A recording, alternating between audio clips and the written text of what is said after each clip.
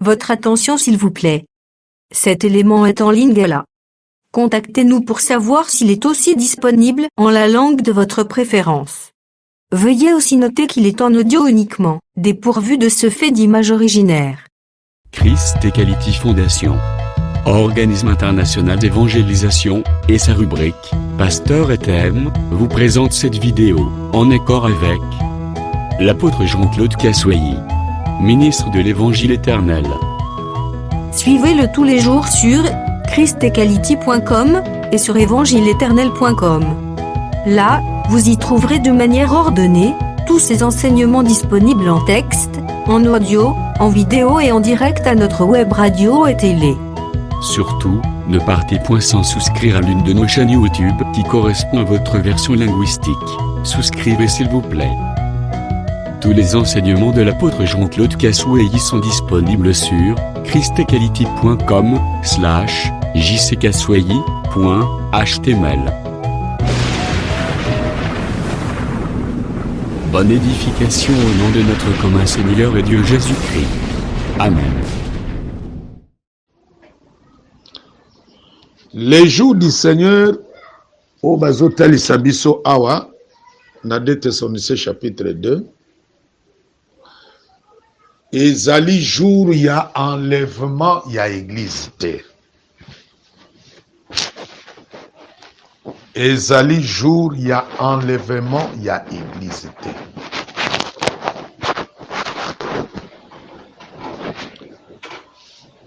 Parce que balobi que avant que les jours du Seigneur eya, esengeli premièrement mutumoko a apparaître aya avant les jours du Seigneur. C'est que Azanani, Aza fils ya révolte, ye azoya avant jour ya kolo, les jours du Seigneur en français. Zamba Pambola Biso.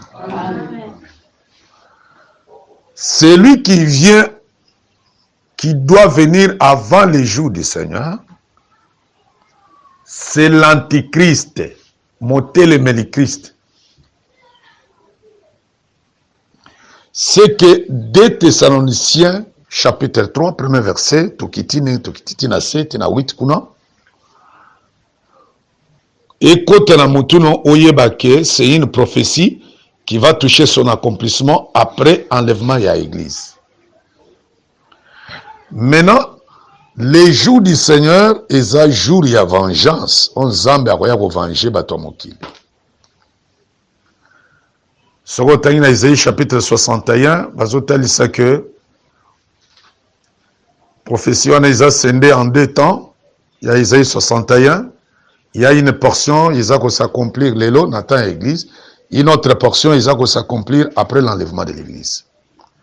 C'est pourquoi Jésus, dans Luc chapitre 4, a vu portion wana, et c'est que l'Esprit du Seigneur éternel est sur moi, l'éternel m'a oué, pour nous annoncer bonne nouvelle, n'a pas pauvre, qu'on libérer, les prisonniers. Parce que si Moïse qui n'a libéré Israël na bombo Égypte, azra qui liningi à Jésus, oui c'est là qu'il y a pour libérer biso na bombo ya masum. Mais tant que Jésus a commis na ici ko balobaki proclamer l'année de la grâce du Seigneur, balobi ki azwa ki rouleau azongisa na position fermée. Biso na doctrine biso troba que tant Jésus azongisi le sous rouleau na position fermée, eza kotel sabiso le temps d'Israël. Selon Apocalypse chapitre 13, Ozambe ozonga na Israël, pe ba kofongolela pe Israël mabombami oyo e bombami lelo e pa na bango. Oyo siko biso église tozui. Que Dieu vous bénisse. Amen. Amen. Mais avant les jours du Seigneur, Esengeli, le fils de la révolte, ba obengaye adversaire. Adversaire yanan ya Yesu. Motelemeli Yesu yende antéchrist. Mais balobi ke akoki komona na eleko na biso église ya Nzambe ezala sur la terre te pona nini parce que Saint-Esprit azawana pe écriture ezoloba ke il faut que celui qui le retient et dit disparaît. C'est que dès que Saint-Esprit accueilli avant les jours du Seigneur, c'est l'apostasie. Parce qu'on ne peut pas parler de l'apostasie en réalité aujourd'hui par rapport à la pensée à Paul. Parce que apostasie veut dire beauté le meli beauté le meli doctrine, beauté le meli enseignement ya évangile. Eza nanu en réalité les autres. Ezali menandenge ya kobatama. Mais après l'enlèvement de l'église, ne côté le meli Yesu kozala fara. Et kozala peza ba hotel le meli peza fara. Ba hotel le meli doctrine ya Yesu fara. Maintenant, si que portion est à beauté le Yesu, avant que jour, Seigneur, oui, ça jour et vengeance, en Zambé, et kokisama yango ekoya. C'est-à-dire, c'est enlèvement et salemi. Après enlèvement, directement, éclatement, il y a rejet, il y a parole. Est-ce que c'est là? Maintenant, il faut qu'il y ait avant que jour et Seigneur y a. Parce que jour et Seigneur, il y a pour nous frapper, selon Malachie chapitre 4. Parce que les jours du Seigneur vient, c'est les jours il y a frappe. Il y a mon écriture les autres que avant que Natinda ba messager nangai qui était Élie et Moïse, selon Malachie chapitre 4, nakotinda bango avant jour il y a kanda nanga parce que les jours du Seigneur les jours il y a kanda nangai. Les jours du Seigneur est différent avec l'avènement du Seigneur. L'avènement du Seigneur, c'est lié à l'enlèvement de l'église. Mais les jours du Seigneur, est un jour, il y a frappe. On zambé a frappé mon kill. Est-ce que vous comprenez comment on se différencier le Kowana? C'est que maintenant, tant l'enlèvement est salémi, où ils ont un enlèvement, c'est les grands jours, il y a rejet à parole. Otobenga n'est la marque de la bête. La période à 666. Des périodes où on a dit que l'adversaire qui s'élève au-dessus de tout ce qu'on appelle Dieu et qui va s'asseoir dans les temples et se proclamer lui-même Dieu. Et ça fait que tant que l'adversaire a s'élever, peut se proclamer pour adorer. Et ça fait que les temple moko physique boende akoya avani na temple te. Cela veut dire que akorigné na kati ya bato. Akosala mosala kobanda biso ba nation ti akokina Israël. Na alobela makambo nano ya marque de la bête ya grande tribulation. Et kobanda chez les nations et par la biso bato bikolo et kokende 666 et koya kokende ti na Israël. Mais ils ont bandé pas na biso. C'est pourquoi dans Daniel chapitre 8, tant que vous expliquer la petite corne, balobi que lycée qui wana mouké, il y a Daniel chapitre 8, azo frappé na midi, azo frappé na orient, azo kende kosi samosala naye dans les plus beaux des pays. La petite corne à l'époque c'était Antiochus Épiphane IV, le roi des Syriens, yende a Selevaka, abandi ko dominer Égypte, à Keïna, Asie, après Asilisi marche dans les plus beaux des pays, le plus beau des pays qui est Jérusalem. Que Dieu vous bénisse. Amen. Maintenant, l'hôtel c'est déjà Égypte. Égypte est en dehors d'Israël. C'est chez les nations. Pour l'hôtel, c'est que marque de la bête que banana n'est pas la biso ma nation et Keïna, Asie et Keïti aussi les samosala na mona katia Israël. Alors, maintenant, l'adversaire là qui va s'élever, il va s'élever après l'enlèvement de l'église. Selon 2 Thessaloniciens chapitre 3 au tout temps. Il y a un moment qui avant jour il y a frappe selon Malachie 4, le Seigneur a cotinda les deux serviteurs au basilic qu'on comparait comme les deux ailes de l'aigle, les deux ailes du soleil. Parce qu'on a dit que la guérison sera sous les ailes du soleil. Guérison et kozala nasa ma papou ya moi c'est Dieu ma papou mi balé ya moi ya nzambe c'est l'esprit d'Élie et l'esprit de Moïse les deux esprits nde kokende na Israël pona kozongisa Israël na kati évangile obiso toza nango lelo. C'est que la guérison est sama poapu na ye guérison wana eza ya yo église te parce que dans moment wana yo koza déjà na lola guérison, c'est la guérison d'Israël. Que Dieu vous bénisse. Est-ce que nous allons se faire comprendre? Guérison, c'est guérison, il y a maladie physique. Guérison, ezali par rapport na lisumu. Parce que mon tuyau soit na lisumu, aza malade. Azana malade. Mais la parole de Dieu, tango yaka ondimeli Yesu, nde abikisio na lisumu. C'est que Dieu a côté l'esprit de Moïse, na esprit d'Élie, nde ekokene na Israël, et tango ba okoma na kati ya Israël, ezali pour donner la guérison à Israël. Que Dieu vous bénisse. C'est pour donner la guérison à Israël. Parce que le peuple à Israël, na moment biso tolobawa, bazana kati ya milili, ba comprendre inami Yesu te. Yango même tango ya kikati na mango bazako benge samaritain. Parce que les Samaritains, qui ban à Israël biologiquement. Les Samaritains étaient les gens des nations. C'est pourquoi ce monde, Jésus Samaritain. Vous avez l'histoire de la femme samaritaine. Vous ne confondez pas, comprendre. Cette femme-là, samaritaine, n'était pas israélite. Nazo semeno ki azalaka israélite te. Il fit un moment roi ya Syrie ayaka na kati ya Israël kana roi ayaka kolongola bana Israël a déporté bango na bamboka ya bapaya na Sevarvaim na Kita bakendaka boumbu. Siko azwi bato ya bikolo ayiko installer bango na mboka ya Samarie.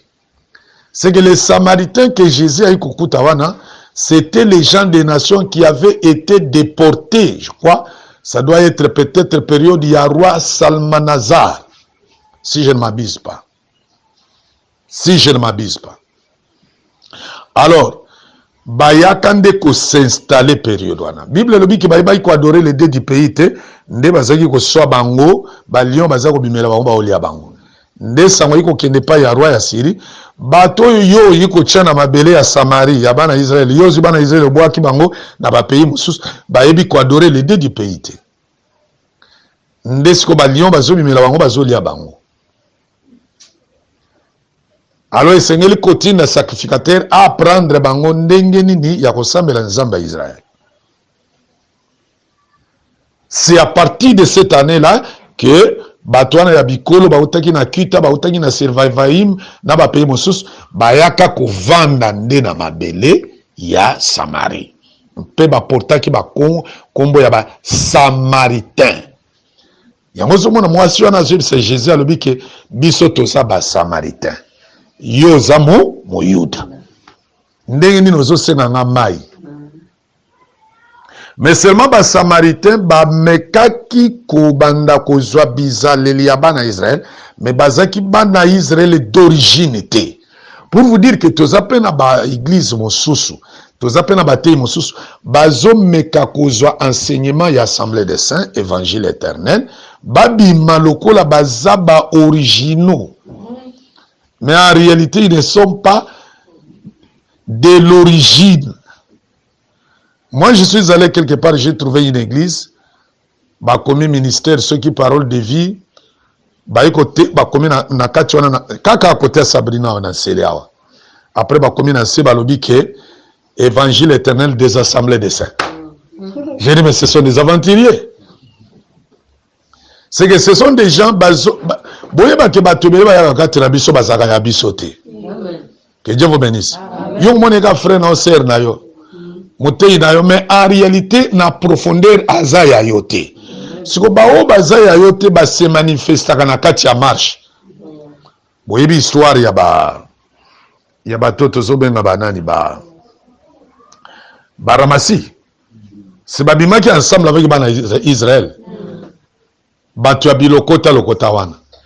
Est-ce que bazeki ba véritable bana Israël? Bayaki ka babimina bango nzela boko. Mais si tango ba Israël ba komi na désert kaka bato ala nde babandi ko sala makamba mabe. Même ti lelo ezala moto so yiko tambola na ye okanisi aza pour yo mais en réalité aza pour yo te. Yenda bondisa ko na ndenga molili. O membre na nga famille, noko na nga tata na ngai, mais nzoka nde ye asalaka ba pronostic ya mabe pour contre vie na yo. Mais tolobi ke na komona Jésus Christ bakozwa yo te. Parce que toute arme forgée contre toi sera nulle sans effet. Azomona. Ba osale loko mawete. Alors likomi ezotalisa que l'adversaire qui s'élève au-dessus de tout ce qu'on appelle Dieu, qu'on adore, à côté après que l'église azana lola. Mais avant que jour y a vengeance et y a okomonaye. Alors maintenant qu'on expliquait que la petite corne a frappé na midi na orient jusque dans les plus beaux des pays, c'était l'antéchrist, l'image de l'antéchrist. À l'époque, wana c'était le roi Antiochus Épiphane IV, na descendance ya Bassyriens. Dans la période na etomonaki a ordonné na bana Israël que batumbaka ngulu na etumbelo ya Nzambe à la place ya kotumba ngombe na tabato meme. Po ngulu bazaki kotumbela ye Nzambe te. Boyebi yango. Ngulu bazaki kotumbela ye Nzambe te nyama wana. Azalaki considéré lokola nyama ya mbindo. Nyama oyo azalaki komata na etumbelo mpona lisuma moto ezalaki ngombe tabana meme. Ngulu te, mboloko pete. Mais musuni ya ngulu eza pe gwa moyen te. Et nazaka faible devant yam. Zoka neta bazako lobela likama ngulu ezalaki ngulu te. En réalité, koboya kotumba ngulu likolo na etumbelo elingi kotelisa faux enseignement. Lilakisi ya mabe koki kokota te na kati ya basantu. Yango moni biso tokumbataka lilakisi ya mabe. Pe ngulu pe atalisaka aussi ba libota oiza en dehors ya libota Israël. Neti biso pe ba nation to saki pe comparable na bangulu na période wana. Israël nda za ko bima lokola nyama ya mboka. Biso to za ko bima lokola nyama ya zamba. Tongulu en d'autres termes. Pe bana Israël ba za ko boko na bangulu te boye bakango. Bana Israël bangulu to boko la kawa. Bana Israël ba za ko boko la ngoti na période na bango. Neto saka koboko la bangulu te. Bangulu baza koboto lango, baza koboko la yango nde libanda ya Israël. C'est comme boyebi histoire ya fou de Gadara. Moto aliboma ya mboka ya Gadara. C'est boyebi ye. C'est tango Jésus a bengani milimo ya liboma o ezaki kati na ye. Que Dieu vous bénisse. Amen. A bengani milimo na atina ki bango yapi na bangulu. Bato baza koboko la bangulu wana bazaki bana Israël. Ezaki ba étranger. Bana Israël baza koboko la ngulu te. Là na biso physiquement bo bazaka koboko la te. Na période wana. Ngulu azalaki lokola eloko ya mbindo. Fausse parole, soit lilingi aussi, ya biso bato bikolo. Mais siko tango siko évangile éternel eye pa na biso. Que Dieu vous bénisse. Amen. Tolongwe bangulu. Tozaka liso bangulu te. Parce que les communs ne déclarent pas impur. Ce que j'ai déclaré pire. C'est pourquoi nous sommes la carte évangile éternel. Ata sera salaka bikobo avant ayamba Jésus Christ. Bozolanda. C'est que nous mane yebana ki lokole ya Marie de Madigala. Parce que Marie de Madigala, boyebi ke ki nous mane yebana ki na mboka mobimaneti Congo boye ba yebi kindumba. C'est kakobo kaka niveau 0. Mais ayayi kokoma servante ya Nzambe. C'est tango yo tubeli masumu na yo, oye na kati évangile éternel. Ba frère ba kobala yo kinduma na yo salaki wana ya kalane ekosala eloko ata moko te. Yo pe frère soko zaka moyibi angbalima. Et que on nimeli évangile éternel. C'est la ko boya yo te que no pour so bongami na ote akoya ko yiba liputa na ngate.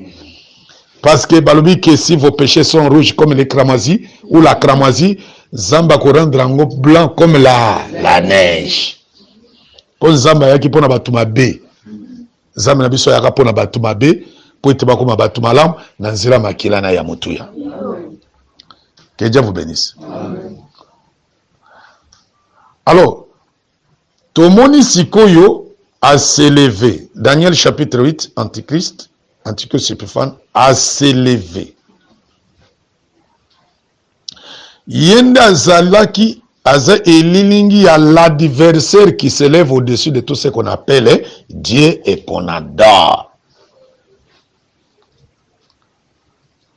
Yende azalaki elilingi wana. Na période na yeba juif bakufaka ebele persécution ezaka makasi. Kaka comparable aussi à ce qui s'est passé na période ya roi ya Babylone. O bazali ko benga le roi Nabucodonosor to Nabuchodonosor na Daniel chapitre 2 okomona histoire ya roi wana. Na période na épée a s'élevaki parce que les hommes meurent mais les esprits restent. Oyo komona trace ya Antichrist epa ya Nabucodonosor, oyo komona ngwe pa ya Antichrist Épiphane. Yépé a s'élevaki a tellement le que c'est moi qui ai construit Babylone. Yeba ke nanzelo to kote la mino nzambe, tangu lolendo ekomatela yo, nde kufa na yo pe yango wana osili. Mais mwana na nzambe bayebaka ye, mose na nzambe bayebaka na nzela ya humilité. Moto aza humble devant la parole de Dieu te. Moto aza humble devant ba reproche te aza ya nzambe te. Mwana nzambe aza moto moko andimaka reproche po azonga na nzela. Parce que comment que celui qui aime la correction aime la science. Et celui qui est la réprimande est stupide. Moto azeli kolinga ba corriger nde alingi mayele. Oya boyi ba corriger ye aza moto ya bolema. Moto azanga mayele. Omone to tamona na mino na sena moya. Toyeba ete na sena moyi awa tokoba c'est que moto moko ayembi alobi crayon na gomme. Mo ayembi alobi crayon na gomme. Bien que ça dans les comités, mais ça kaka elobela batu, mais ça les comités, ça verset la Bible était. C'est-à-dire que alinga exprimer na pensée les gars ya kotali sakaka ke na sena moya okosala mbeba mpe okokorriger yango. Osali mbeba osali ni okorriger yango. C'est que vie ya mwana nzambe ndenge ezali boye, eza vie moko ya ke osali mabe. Okorriger mabe, otelemi okeli liboso. Ke otikali kala kati ya mabe wana. Pe mwana nzambe aza moto moko te lelo ba reprocher likambo. Lobi ba reprocher likambo. Lobi kuna ba reprocher likambo. Lobi olandi ba reprocher likambo. Te wana oza ya nzambe te soit oza possédé. Parce que mwana nzambe aza olobeli elelo amoni ke oui ayo eloko asali eza mabe asengi pardon après atiki. Likambo mosusu kiko ya après atiki parce que tozo kende de perfection en perfection. Que otika la kaka place moko. Que Dieu vous bénisse. Otika la kaka place moko. Te il faut progresser parce que naïb sarabino ke tant nzamba za ko kela zaka ko tambola. Dieu créé en marchant. C'est pourquoi on a mon canal Apocalypse comme quelqu'un qui marche au milieu de cette chandelle d'or. Azotambola. C'est que vie spirituelle no pays il faut etambola parce que tant on azo tambola ça zo progresser. Est-ce que terminé ici comme encore pour ceux qui terminé ici comme encore et le beleza qui a terminé ici comme encore. Mais ceux qui ba lobby kotambola ils ont monoko. Yabato kotambola veut dire ozo kendi liboso ozo zonga simate. Si quoi il faut maintenant que vie à mon ensemble c'est la vie moko ça prospère. Et cet homme de Nabucodonosor, to Nabuchodonosor azalaki mapeka kaka boy c'est moi ngainde ngana lobaki ata oza motei soko ozoteya kitoko bato babetelo maboko epe soko mikitisa que Dieu vous bénisse. Na nzela oyo lelo bato nde bachange ki pasteur kozala pasteur eza lokola neti président de la république neti ministre ya gouvernement ya mokili te. Makambo ya nzambe eza différent na makambo ya bato wana mosusu. Ozomona sœur moko ayili ndeko na ayilinga ndeko na mwasi po eteto na sambela pona ye siko ndeko na abandi komitungisa kuna ngai azai ko sambela epa ya pasteur Coutinho leki na ya siko epa na bango tellement que ba enkilika bango mentalité moko boye eleka ndelo meme ya makomi okoyi kokutana na Coutinho te eza na montant oyo so ufo ya nango So ya bandi komi tuna mais siko ngana zana eloko te na kino kuta siko na pasteur ndenge nini yozo tina pour akanise ki ba pasteur nyonso bazaka modèle wana mais jour ya yepa na ngai amoni simplicité na ngana sambeli pona abandi kolela lui moi je m'attendais pas quand mukolo na ngane na kabela ke transport li na bakiseli sur dose ya bonzambe ngane na pesa ke transport pour azonga ndako elekela ye ali me pa na biso ezaka boyetenga li wana epa na bino oye pa na biso ya bipo oye pa na biso ngana biso ye pa na biso ya biso ezande bible epa na biso ya bible ezaka bongo ça peut arriver siko yo yebisanga yo zana eloko te siko na osani na sambela pona yo te parce que likomi olobi ke moto apesaka kaka oyo ye aza nango te siko yo oza nango te opesanga nini ke Dieu vous bénisse yaka na kobama yo maboko kobika epe ntango yo okosoko ya kopesa kaka que Dieu vous bénisse parce que likomi olobi ke venez à moi vous tous qui êtes fatigués chargés je vous donnerai du repos siko est-ce que ntango Jésus alobaki écriture alobaki noboyela ebambongo soko ozala ngo opesi yo yebi te ke Jésus abikisaka balepre moko na Bible bapesaka eloko te que Dieu vous bénisse ayebisaka bokende kutu epa banganga nzambe bamosusu babikaki bazongaki kopesa merci te. Alors c'est pour vous dire que makambo ya nzambe ezalaka bongo nzambe apambola bino makambo ya nzambe ezala bongo c'est que nalingi na exhorte que avant jour ya kanda ya nzambe oyo tobenga le jour du Seigneur esengeli nanu apostasie aya. Apostasie akoya wapi? Akoya après l'enlèvement de l'église. Apostasie eza kotelemela liloba nzambe, le rejet de la parole, rejet général mondial ekosalema, rejet mondial ekosalema. Wana déjà l'église est au ciel. Maintenant il faut rejet wana saba. Ndesiko après nzambe akoya po a frapper.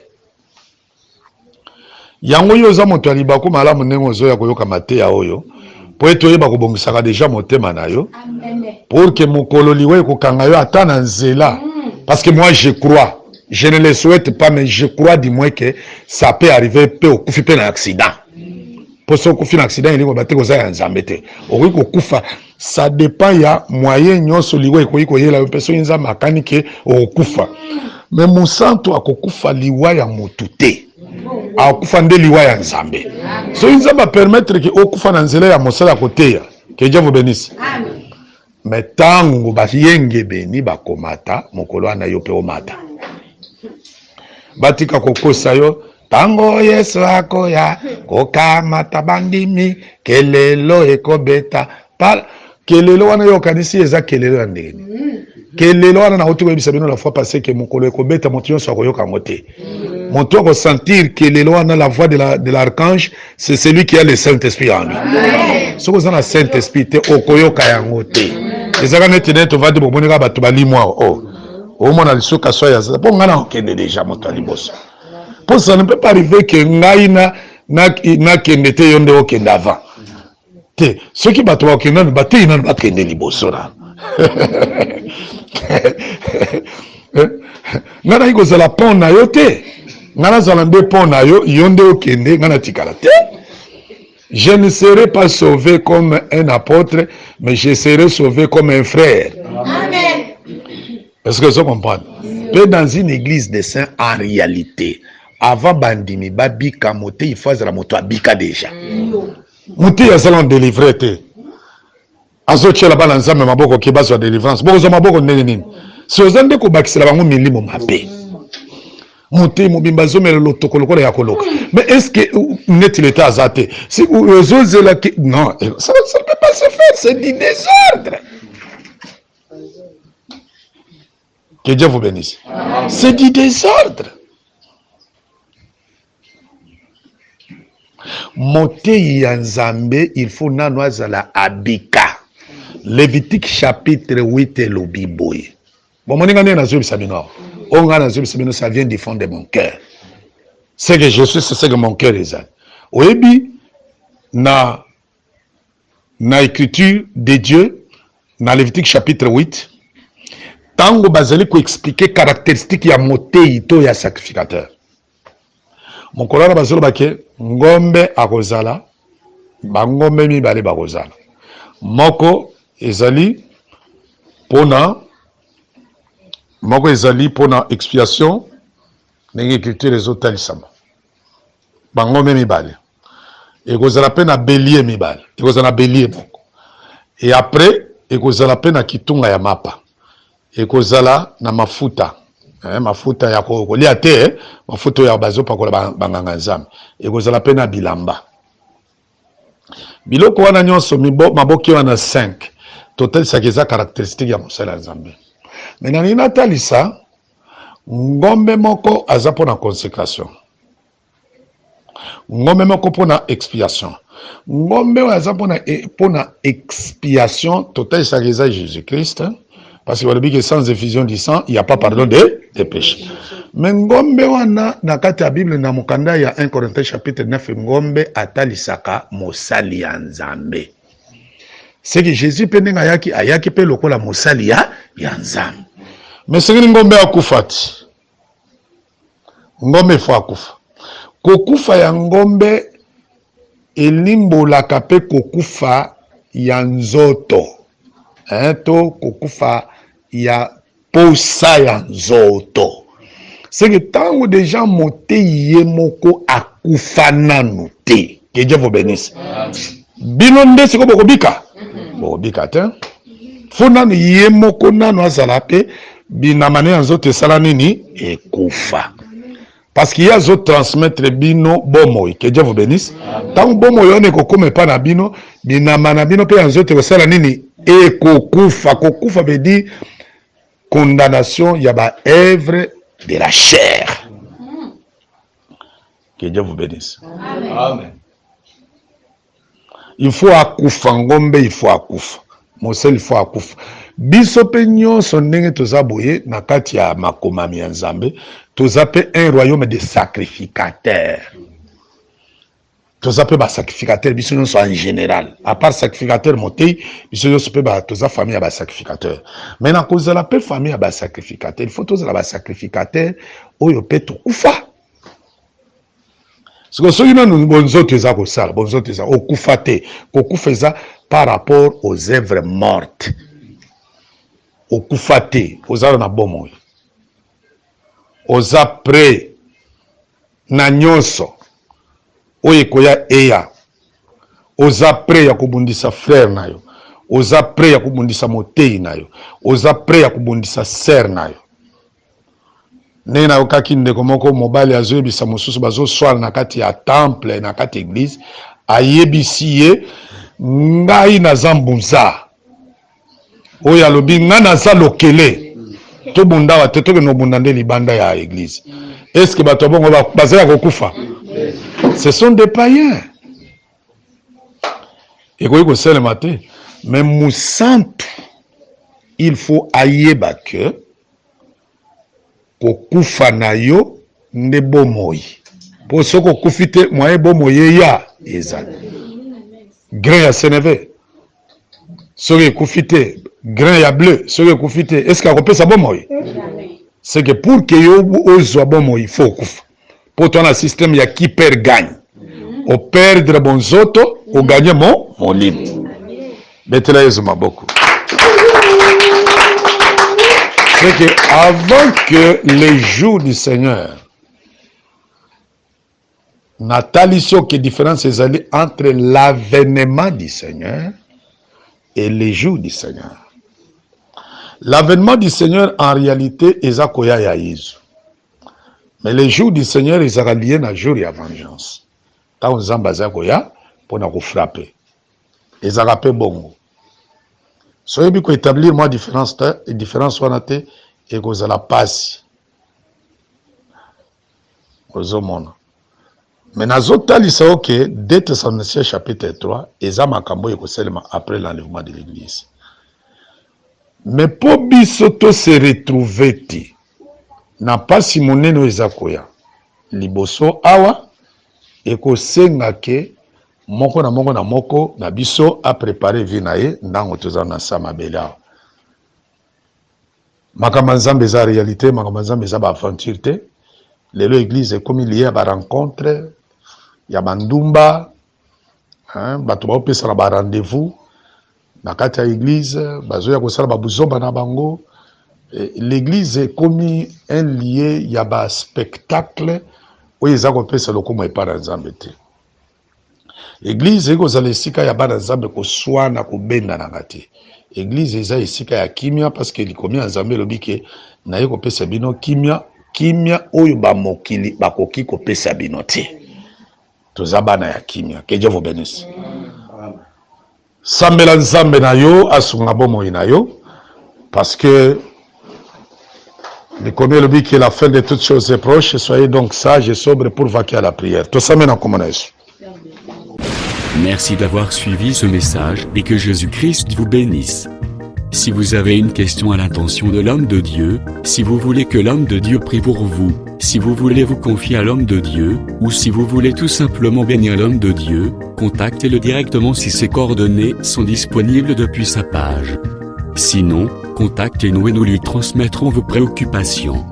N'oubliez pas de faire un tour à notre page évangélisation pour voir en quoi vous pouvez vous rendre utile à Christ par cette œuvre. Que Dieu vous bénisse tous. Amen. ChristQuality.com. Les cieux en un clic de la souris.